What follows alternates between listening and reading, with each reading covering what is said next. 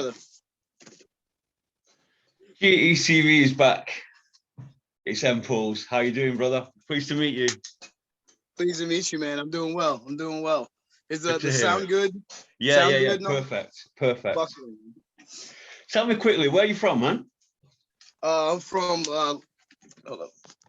I'm from a little country called America. I guess it's considered a country. It's more of a virus with people in it, but yeah. So I'm from the East Coast. Not quite New York, but close enough. DMV.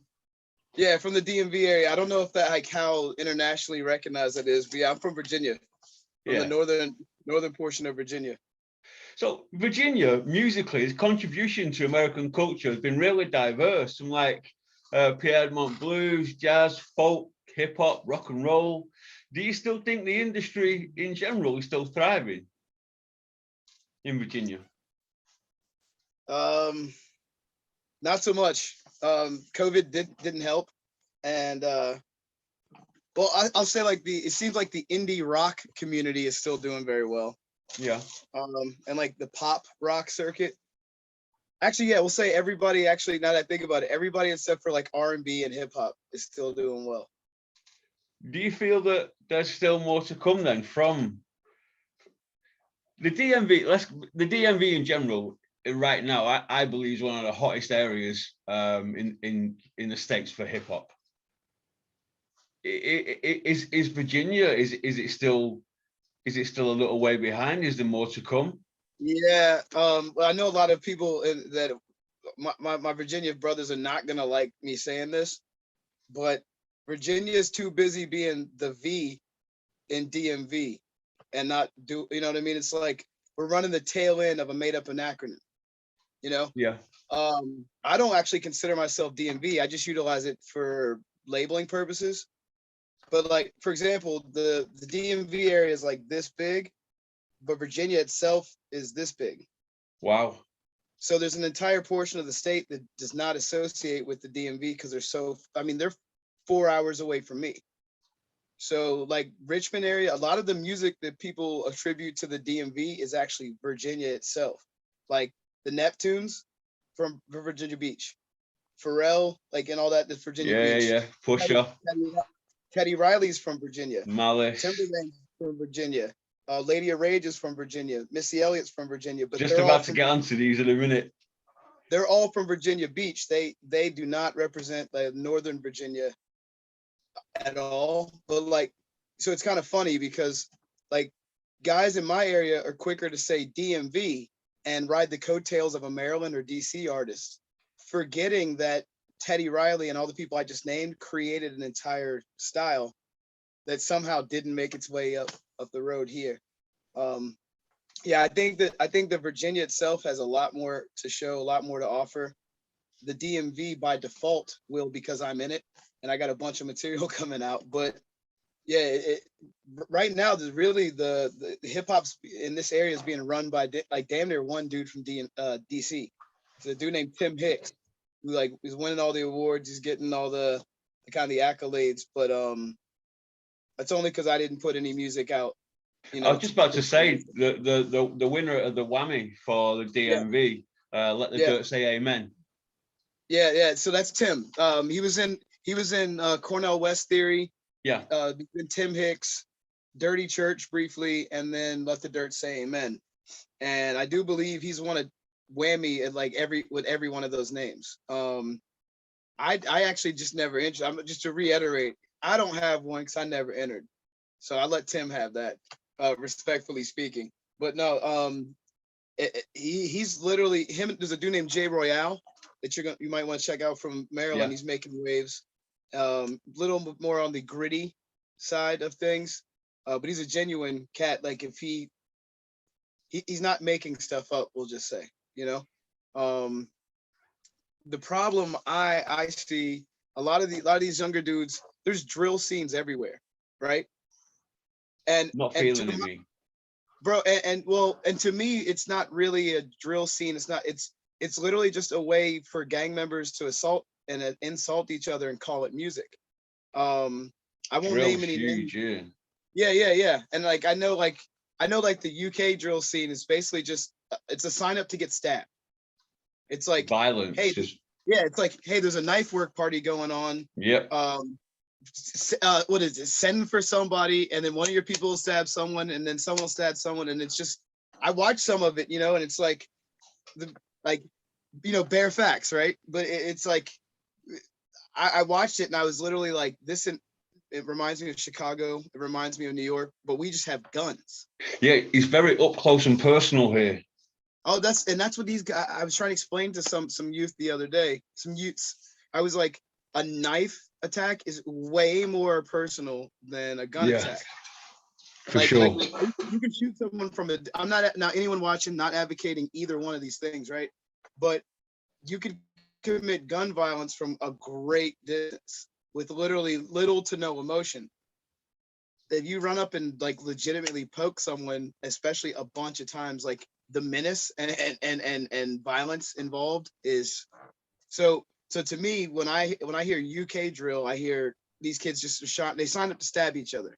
When I hear Chicago drill, it's like they're taking all the guns that the police secretly gave them so they can kill each other. Like I just all hear, to me, drill is a part of the clique, like the KKK's plan to diminish the impoverished part of populations, which I'm sure it's going to upset some people, but it's literally gangster rap was popularized and it was toted by all these companies because it helped keep property value down and all that.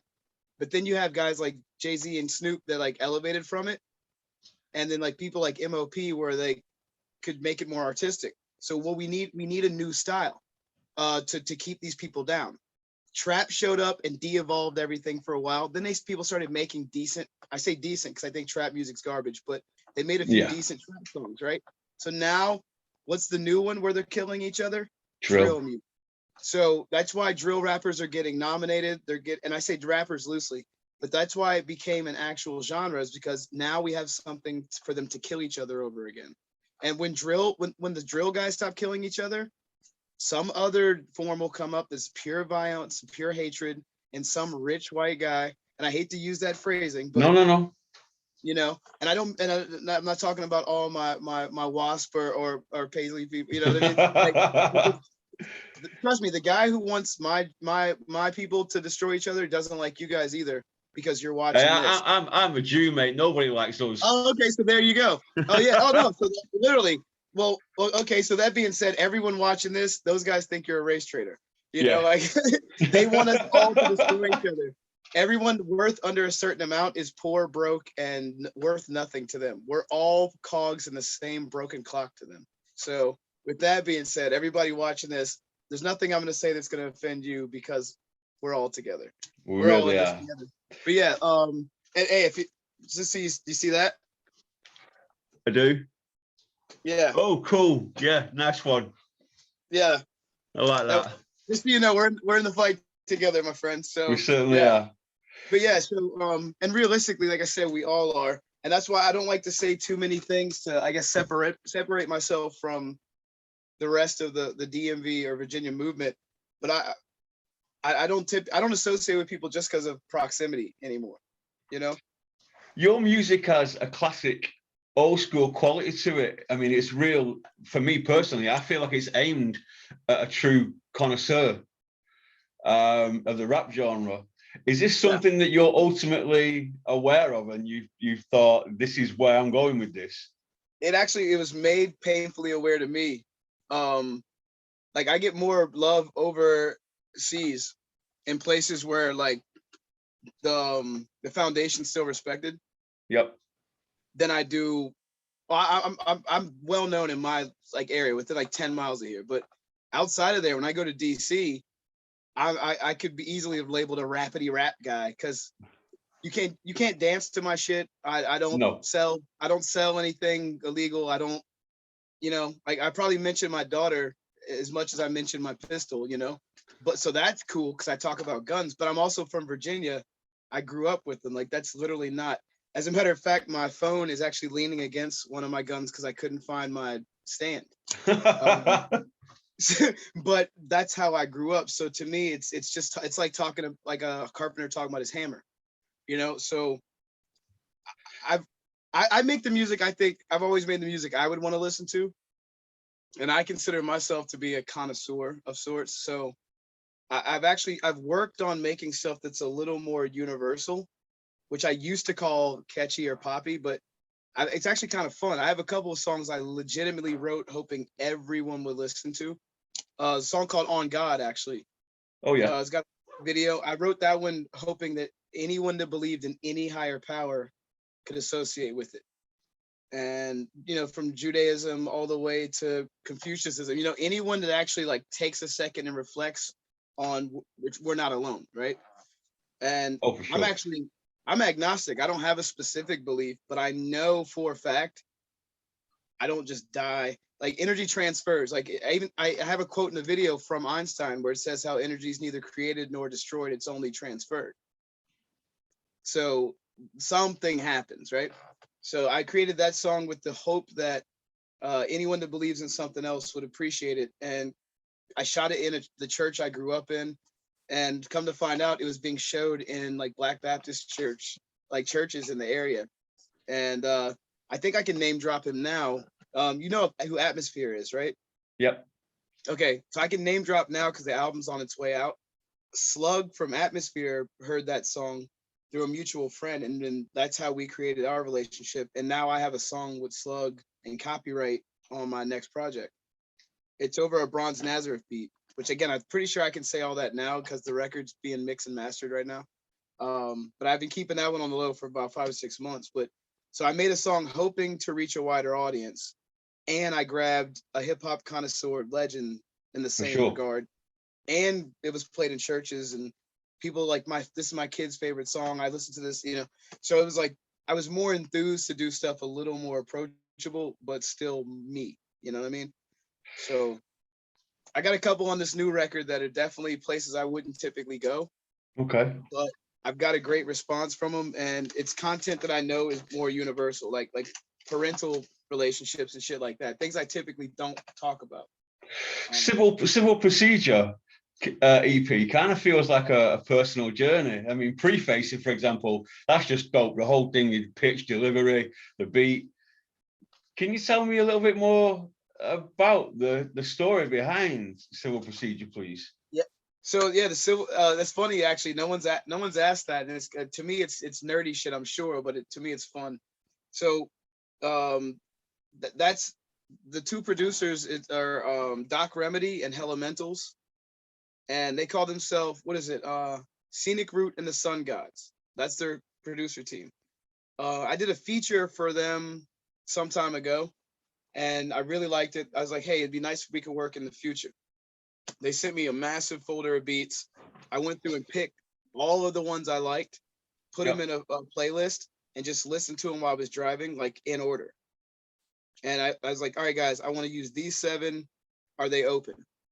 Before I even pretend I'm gonna write anything, I want to see if they're open. Because that's what I do. I don't do song at a time. I don't write a verse a week. I grab everything, take a day off from work, write it all, reference it all, send it back. I want to capture the moment, and then we'll re-record it and clean it up later. But so they told me I could have all the beats. So I stayed up one night with a couple Red Bulls and some of the finest, and went ahead and put it out. I put a project together, and I wrote it in chronological order. Yeah.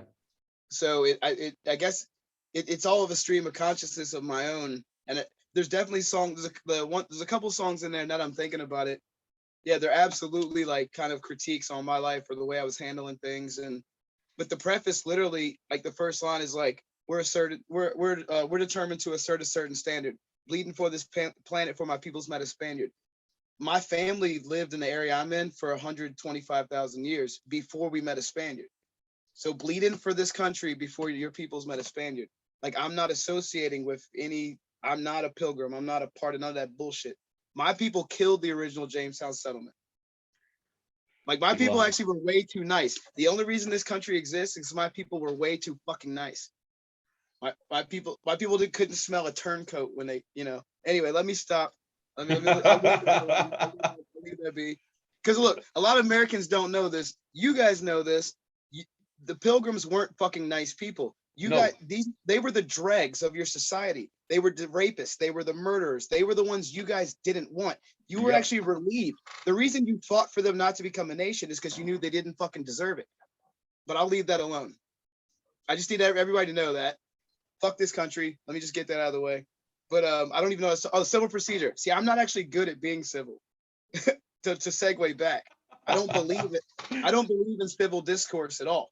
I actually believe in blowing shit up and tearing things down and then building anew. So that record, Civil Procedure, there's actually a 7-chapter book with a preface that is how you conduct yourself in a court proceeding. It's called Civil Procedure.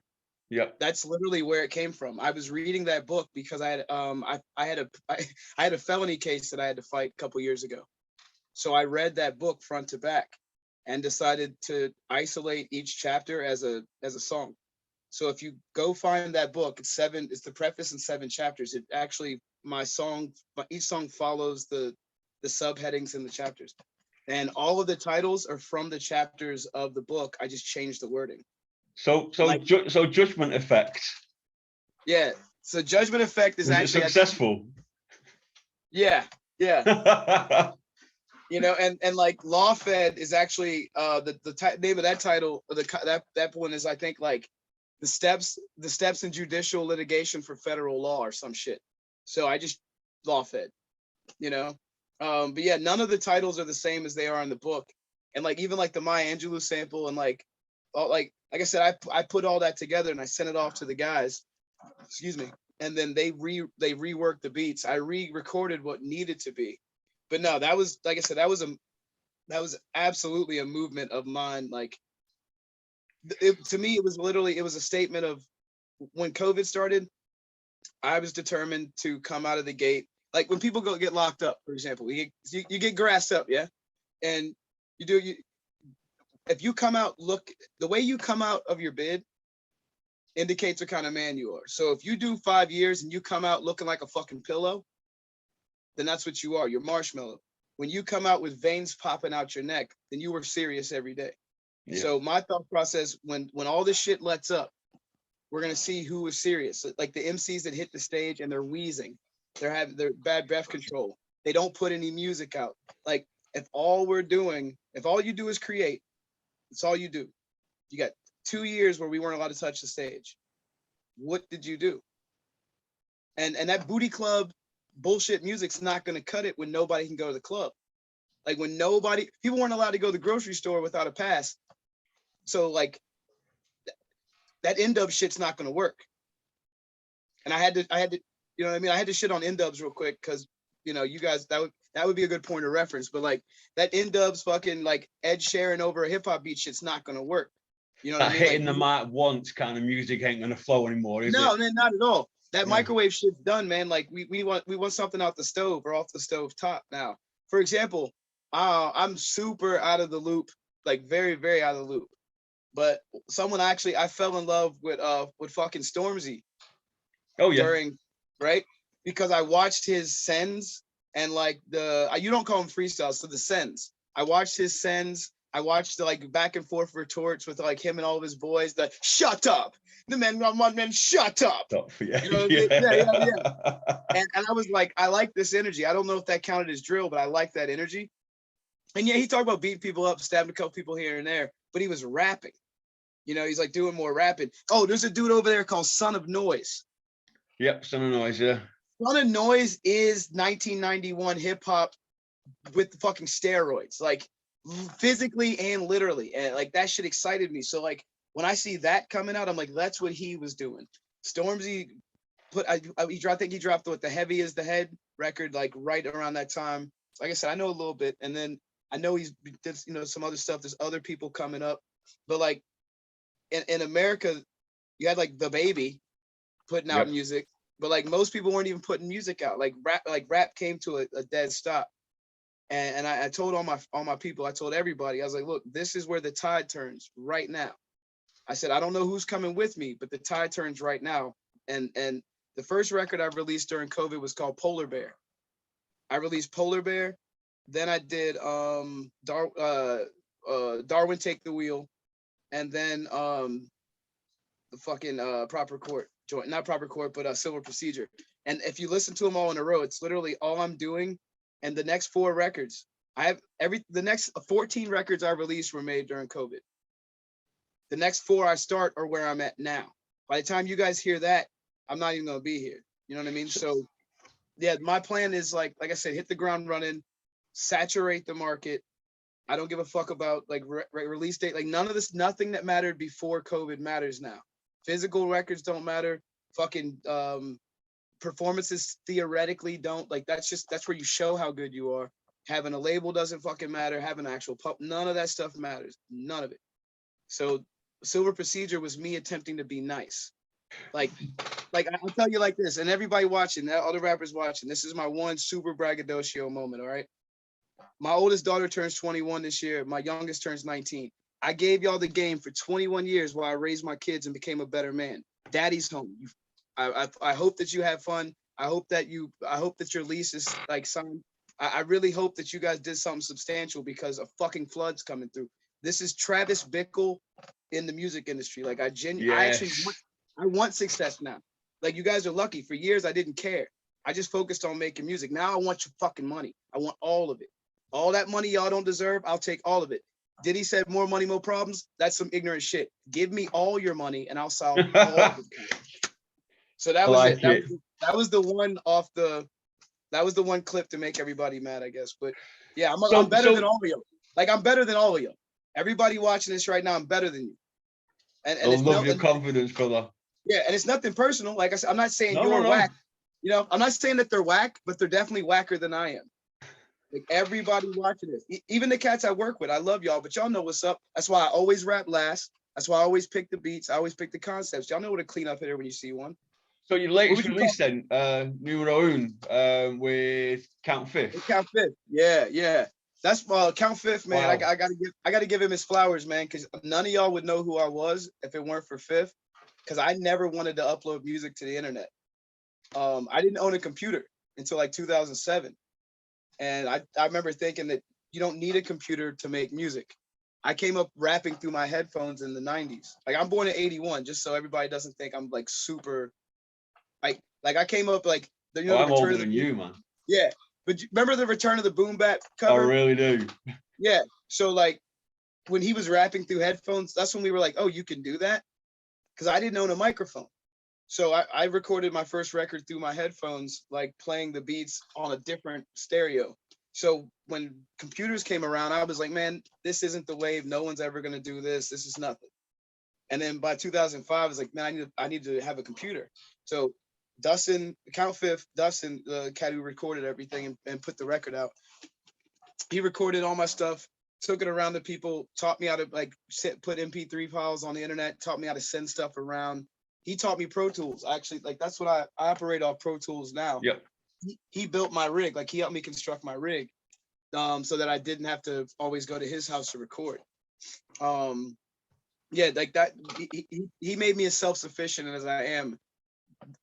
So y'all can blame him for my arrogance, I guess. But yeah. So he released that shit, man, about a month ago. Yeah. About 3-4 weeks ago, and I don't do the numbers and analytics thing. I don't know how well it's performing, but goddamn if it's not a good record. You know? It really is. Here's some quick fire questions for you. You ready? Pharrell or Timbaland? Oh, fuck. Timbaland, bro. Lady of Rage or Missy Elliott? Oh, fuck.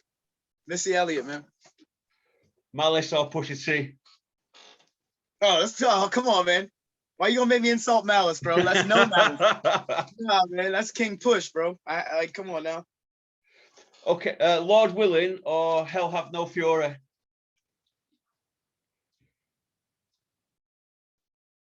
Lord Willing because of Grinding. I think so as well. Got like, to agree with you. Is like one of my favorite albums. That. Yeah. Oh, there's a couple of them. And the Grinding Nori remix at the end is just killer. Yeah, and actually, I think there's a song on there with like Roscoe P. Cold Chain. There is indeed. Well. Yeah, And we from Virginia. There ain't shit Exactly. to do. No, I honestly, I think if we sat here long enough, there's probably, that's a definite. That's a definite. Chris Brown or Trey Songz? Chris Brown beats up women, so Trey Songz.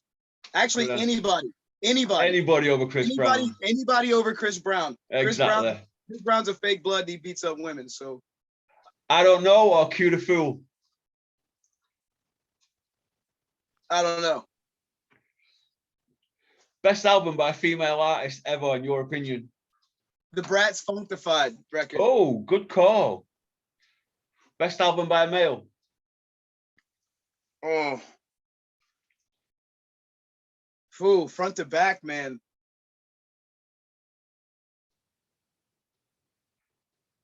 Fuck. I'm supposed to be fast with this one, aren't I?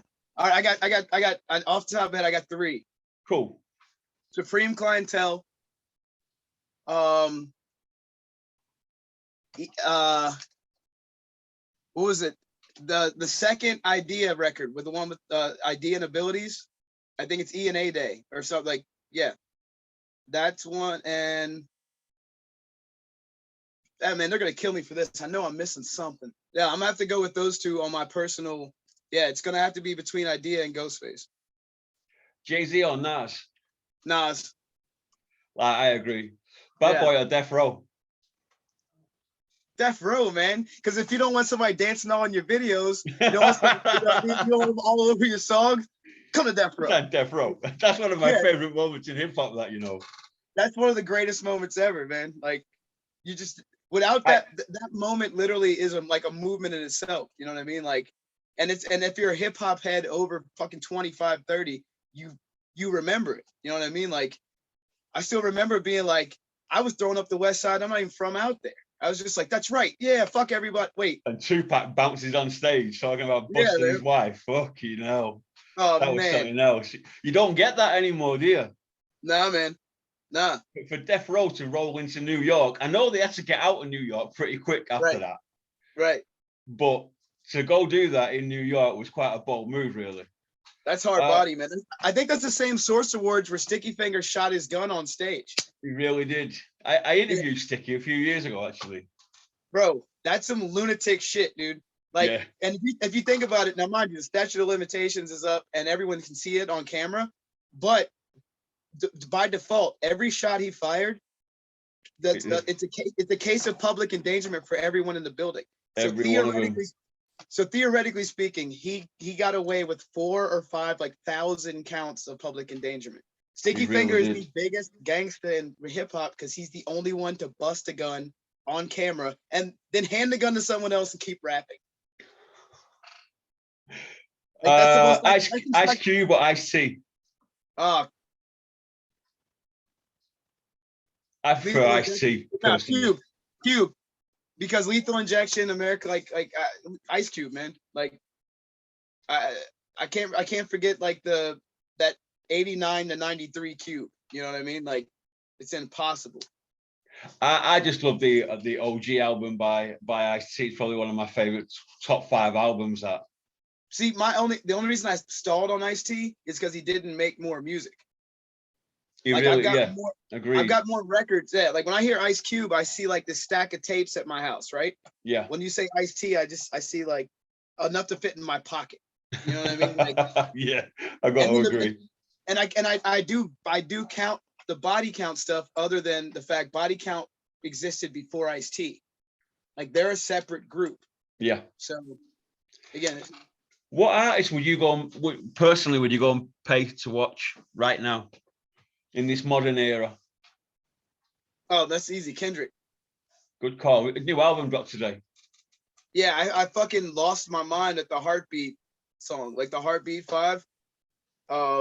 Yeah, he's literally Kendrick or Black Thought are probably the only 2 artists I would pay money to go see, and in that order, Kendrick and then Black Thought. I literally don't even consider anybody else competition or even worth like wasting time investing in. Like, I've never been disappointed by those 2 guys. So I have to ask, the record shop performances for promotion, why? Oh, the whole What part? The suit or The whole thing. What was the actual so reasoning behind it? The reasoning behind it is because I'm notorious for stripping or like stripping down to my boxers. I'm from like the whole like I prefer like the DC and NY hardcore performances, you know what I mean, and like the old punk performances and shit like that, you know, like the fucking safety pin through your own nose kind of, you know what I mean, like the white suspenders letting them know what's up, you know what I mean, like romper stomper kicking, you know, Nazi punk fuck off kind of shit. So if I could, I would perform fucking naked, but I can't. So everybody kept saying like, don't strip, you're in the mall, you're around children. Like I said, I'm a fucking father. I have the oldest kids out of our friend group. You don't have to tell me how to conduct myself around women and children, you know? I strip at shows because we're at bars. And let's be honest, like sex sells, and apparently I have a decent physique. Women like it, gay dudes like it. Both of those groups outweigh straight men to me. So at the show though, I was conscientious of it. I was like, I usually just rap over my fun beats. I was putting the show together and I was like, you know, this is something special for Dustin's record release. I want to set I can only do once. Like the allure is gone now. I can't show up and rap over fucking Montero again wearing a suit. You know what I mean? But it had a nice effect when I did. And I like dressing up every now and again. So I went to the thrift store. Actually, I bought that whole suit that morning. I went to this thrift store and I went up to this lovely lady, and I was like, "Ma'am, I'm not good at getting dressed up. What would you want me to wear if I took you out to dinner?" And she said, "Are you asking me?" That's she said, "Are you smooth. asking me out?" Yeah, she's like, "Are you asking me out?" And I said, "I don't know. Like, do you want to go out?" She's actually we went out to eat since then. She's a lovely lady. She's like fucking 60. She's way older than me, but she was just like, I'll go out with you. And I was like, make me look nice. Like dress me the way you would want to see me. She picked my shoes out, my tie, everything. I still got the suit over here. But so when I saw that suit, I took a picture of it. I sent it to a couple people, and they were like, "Yo, you got court? Are you burying somebody? You know what I mean? Like you a paralegal." The only time when people like us wear a suit when we go to court or a funeral. Bro, I was gonna say, like, I'm either up to no good or something bad happened. And I was like, nah, I'm jive, like just feeling myself right now. So I wore the suit out to the show. I was gonna change into it and shock everybody, but I was just feeling myself so much. I kept it on. And I put the set together that morning too. Like that was all that morning, like that day. And I found it all started with I was listening to the Mexican, you know, and I was like, man, there's gotta be an instrumental version just for fun. So I started typing around and I started finding instrumental versions. I found the instrumental version to this song, that song. And then I saw Never Too Much, you know, by Luther Vandross. I'm like, oh yeah, I love that track. I'm like, wait, there's an instrumental for this? So then I was like, I took the BT Express, Do It Till You're Satisfied. That's actually, I cut that myself. Some of them I couldn't find the samples for, or the loops or the instrumentals. So I had to loop them. And yeah, so like I spent like fucking 2 hours putting that set together, and it just was like, it felt like something fun, something special. Again, it's a once in a lifetime, because you know I can always do it again and just revamp it, you know.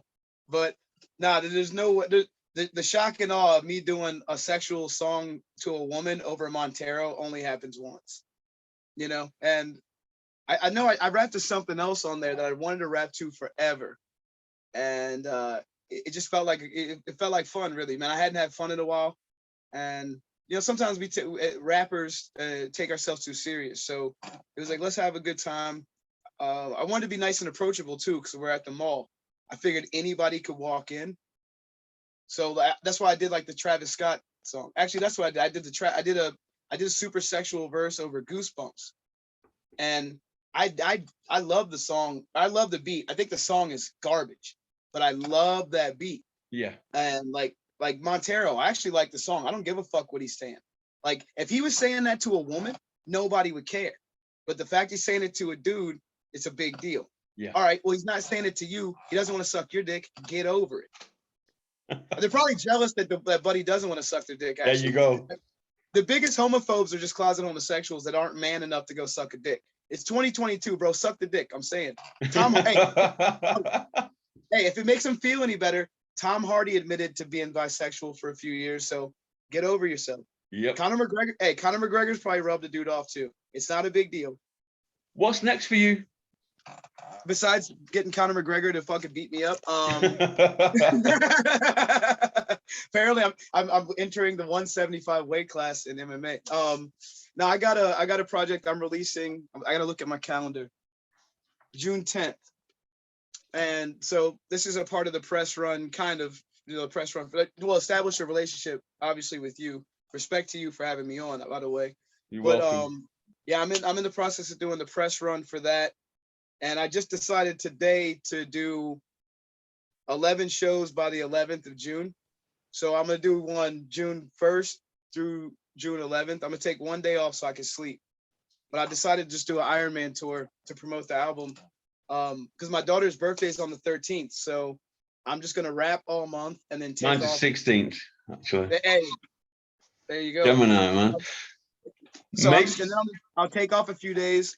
Let all the shows, all the sales, the streams, I'll let all that stuff marinate, and then I'll tell them the next thing I'm gonna do then. But I'm keeping the next thing pretty close to the chest, because there's gonna be a visceral reaction for some people. Like I said, sure. man, I really hope that people, again, I'm not trying to be funny, man, but I really hope everybody in Wales, Scotland, Ireland, fucking all of the United States, everywhere that speaks some Finland, anywhere that speaks some form of the King's English, I really fucking hope y'all have something really strong lined up, or you've created a nice groundswell, man, because fucking tsunamis do not respect foundations, bro. I'm telling you right fucking now that, like I said, I'm done playing. My daughter encouraged me to do this. So now you guys can't fuck with me. My daughter is okay with anything I do. I'm allowed to curse again and everything. Like I said, man, y'all better jump on Kendrick's coattails or some shit, because that's the only safe space is behind Kendrick right now. So thank you very much for your time. We are running out. It's been an absolute pleasure. Please, when you do these 11 shows, come back on again and tell me how it's gone. Yeah, absolutely, brother. No, we'll be in communication, man. We'll absolutely. Anything you need, please don't hesitate to ask. Yo, like I said, man, I want to shout you out, man. I like I said, I want to shout out the whole. I'm one of those Americans that doesn't even know how to shout out the whole lovely. You know what I mean? I just say all to y'all before somebody gets mad and says, we're not with them, mate. Like, I don't fucking know. I'm not with the other Americans, okay? So it's just a general placement. But we'll just say everybody in Wales, Scotland, all of Ireland, England, any fucking small place I forgot, from Pontypridd to Bristol to Ipswich, just, you know what I mean? But I love all of y'all. Y'all show me nothing but love. As soon as I get these charges and everything taken care of and I get my passport, I'm over there. I'm inside of you. I owe a lot of you pints. A couple of you probably want to throw fists. That's fine. As long as nobody stabs me, we're good, bro. My daughter said I can do whatever I want. I just can't get locked up and I have to come home. So everything inside of that, man. And like I said, man, I appreciate you. You're welcome. You know, and I, like I said, man, just if you guys enjoyed what I already did, I think you'll like the next step even more. Thank you, brother. Appreciate it. My pleasure, brother. Good night. Peace.